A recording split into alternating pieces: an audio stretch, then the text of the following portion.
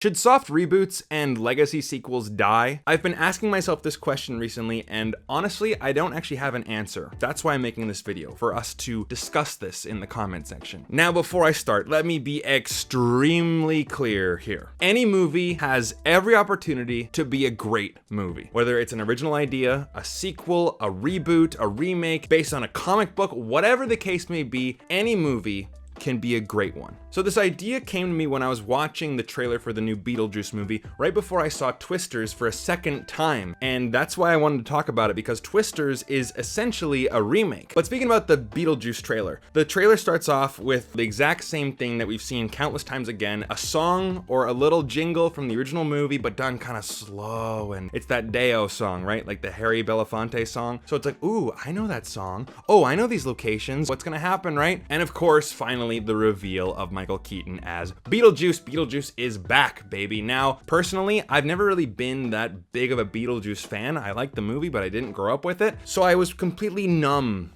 to this trailer. I didn't feel any excitement, and that's when it finally clicked. We haven't had a Beetlejuice movie in over 30 years, so it should still feel this like rush of nostalgia, and I'm sure that some people definitely did, but then why does it feel old? Why does it feel tired? Why does it feel played out? Because we've seen every franchise come back recently. Sure, we haven't seen a lot of these franchises in, like Beetlejuice's case, 30 years. You know, people say, oh, it's so refreshing to see Deadpool and Wolverine again because, you know, Wolverine, it's been 7 years, and Deadpool, it's been 6 years since we've seen them last. And like, Beetlejuice is 30, and yet it still feels tiresome and played out. And this is the reason why. Because nothing surprises us anymore. Now think about it. In the last 15 years, we have seen the following. Leonard Nimoy returned to play Spock. Tom Cruise returned as Pete Maverick Mitchell. Harrison Ford returned as Indiana Jones, Rick Deckard, and Han Solo. Not to mention Carrie Fisher and Mark Hamill also returned for Star Wars. Neve Campbell, Courtney Cox, and David Arquette returned for another Scream movie. Dan Aykroyd, Bill Murray, and Ernie Hudson returned for more Ghostbusters. Laura Dern, Sam Neill, and Jeff Goldblum came back for Jurassic World. Jeff Goldblum also returned as David Levinson in Independence Day Resurgence. Andrew Garfield and Tobey Maguire returned for Spider-Man, along with all of their villains. Eddie Murphy returned as Axel Foley in Beverly Hills Cop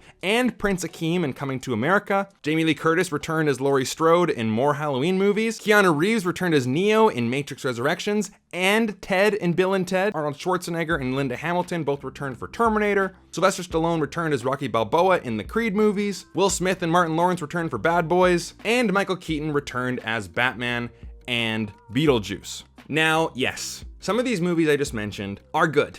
Not all of them are bad. But my point is, with this track record, nothing surprises us anymore. Now, let me give you a great example. Let's just say that next year, Hollywood comes out and says, we're gonna make the following movies this year. A new Brendan Fraser Mummy movie. Mike Myers is gonna return for Austin Powers 4 and Wayne's World 3. We're gonna do Shrek 5 as well. I actually think that's happening, along with Freaky Friday 2. We're gonna do a sequel to Ferris Bueller's Day Off and a new Goonies movie. While yes, these movies could be amazing, but this is not a list of movies that excites me. It would not be shocking to hear that they're doing a new Goonies movie. Here's the point. It's more shocking to know that they haven't made a new Goonies movie. It's shocking that they haven't touched Back to the Future, E.T., Who Framed Roger Rabbit. I'm surprised we haven't seen more of that yet. Based on this track record, everything should be up for grabs. Now, because of the rise of streaming and the pandemic, people are more comfortable to watch movies at home. You don't have to go see it in the theater and pay all this money for popcorn and tickets, and taking a family of 4 is extremely expensive these days just to see another sequel. Why don't we just wait until it comes onto Disney Plus at home? I feel like movies are losing their value because there's so much content out there being pushed onto all these streaming platforms and of course into theaters. So nowadays, studios are really trying their hardest to try to find any avenue to get people back to the theater and spend their money. Like, the industry is scared, and I can feel it, and I think you guys can feel it too, because movies have been bombing. Because in my own viewpoint, it doesn't matter what franchises you dig up anymore. The act of digging up old franchises and recycling and bringing things back is old. Who cares about another Haunted Mansion movie or another installment into the Captain Marvel section of the MCU? Because like, these movies bombed. No one's seeing them. Now, when people used to ask me like, oh, why do you think that is? I'd always give kind of like a cop-out answer, because in reality, I can't control that. Even if I saw a movie that I really loved 100 times in theaters, full IMAX, most expensive ticket available, it wouldn't even make a dent